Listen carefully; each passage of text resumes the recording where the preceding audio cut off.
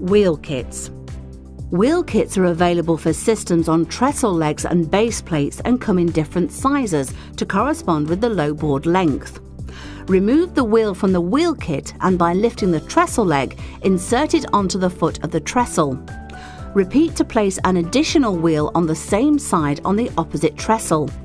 Take the connecting square tube and insert it into one of the wheel top clamps to secure the wheel in place. Tighten the L-bolt. Repeat the procedure for the 2 legs on the other side. Fully tighten all L-bolts once the low board has been refitted and always ensure the brakes are fully applied before using the system.